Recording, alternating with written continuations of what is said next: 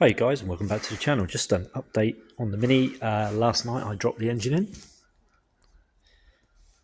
Didn't go too bad. I just caught the back here, which was really annoying.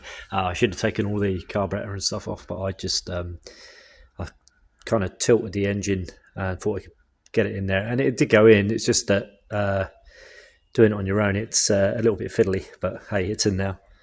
So that was the only damage. It's not too bad. I can just touch that up. Yeah, so got the trigger wheel all mounted in there, and the bracket. I don't even remember I was making a bracket, so there's the bracket with the VR sensor, which is now all connected to the ECU, which is a Speedreno that I've put together. So that all sits in here, in this box down here. So I can plug my laptop into that and map all the ignition on it. It actually controls all the fueling on the engine as well, but I don't need any of that because I'm running carburetors. If I was running an injection system, then I could possibly even later on convert it over. There's quite a lot to it, but yeah, run some kind of manifold with injectors in and everything else, and try and run it that way. But to be honest, if it works this way, why fix it? Just leave it as it is. What else have I done? Oh yeah, here I made this small plug here because that's where the Dizzy originally fitted. So I've plugged that, and that's got the original. I made it exactly the same size as the original distributor, and put rubber oil sealing ring on that. The correct one that I bought from Mini Spares, so it's the right size. It's not something I just picked up from a hardware store. It's actually the correct part for it, so I don't have to worry about the oil breaking it down and all the rest of it. Also made this part here because the other thing is an oil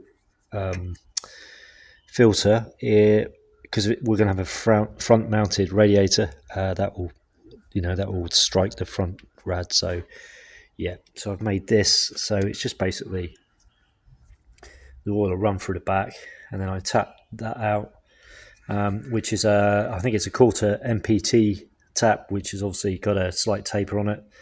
So the more you wind it in, the tighter it gets, and seals all at the same time. Yeah, so that hopefully will fit, yeah, on there like so. So that's nice and tight against there, nice and flush, which is really good. So that will come up, and then over to the other side, I'm going to mount on here a remote filter, and then from there, hopefully, if I've got enough space. You know what it's like on Minis, we're fighting for space. Try and get a oil cooler in there somewhere. I'm just going to put a small one in. So probably, I don't know. I'm not going to go for the big 13 row. I don't know, 10 row or something like that. Basically whatever I can get to fit in there. And then I also want to put an intercooler on it. So that's something else I've got to try and work out where I can put that. That may go at the front here, and it'll go up into the bonnet. And I may take out some slots in the bonnet, so the air will blow straight through it, which is a lot better for cooling the air. Yeah. So anyway, apart from that, everything else is as it would be on a Mini. Fuel lines is a feed and return process. It's like not a normal one feed line, so you can see them coming up here. So you have to modify the tank. I think you can use an MPI tank, fuel tank, because that's got a flow and return as well. Because being injection, it has a regulator. Because this has a fuel regulator that mounts up here as well. So the more boost, the more pressure fuel goes through it. So it actually has a hose takeoff from somewhere on the turbo. I can't remember where it is, and then it goes up into the regulator. But yeah, there's something else I've got to get my head around and plumb that in. I've had it working before, so there's no reason why I can't get it going again. So I converted this car to a turbo. Must have been 15 years ago plus now. Yeah, more than that. Probably nearly 20.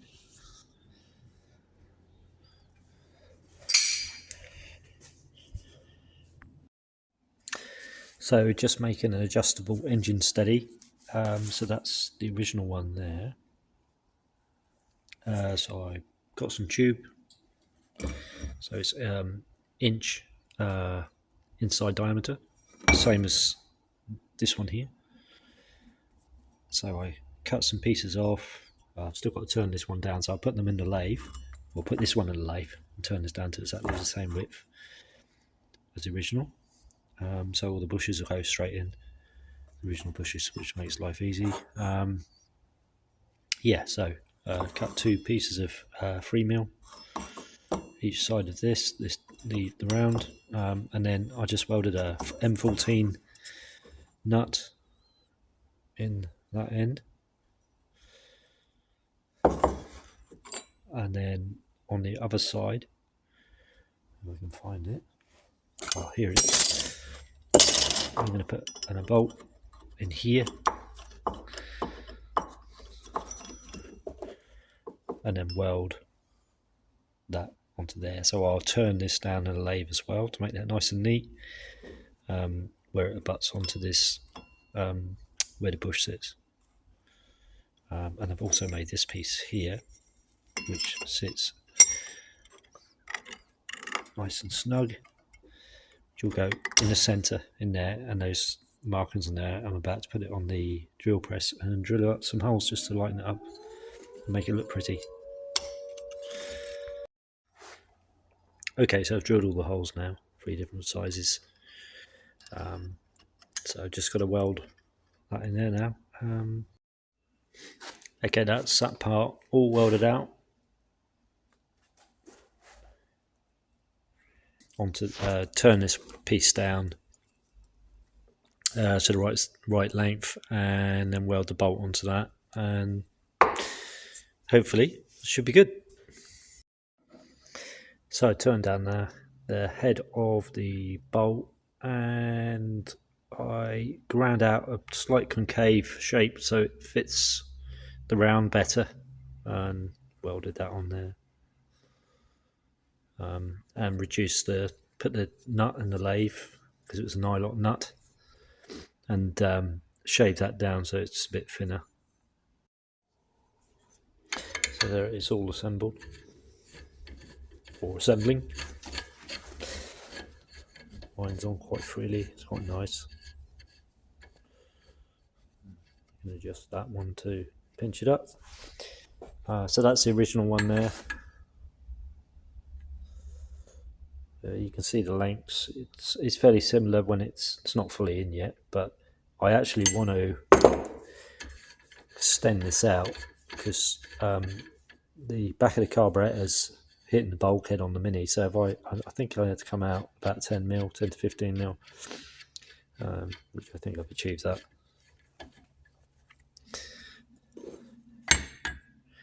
Yeah, easily. So yeah, that should work really sweet. Fingers crossed. I'll do some more videos as and when I do some more work on the Mini. Cheers for now.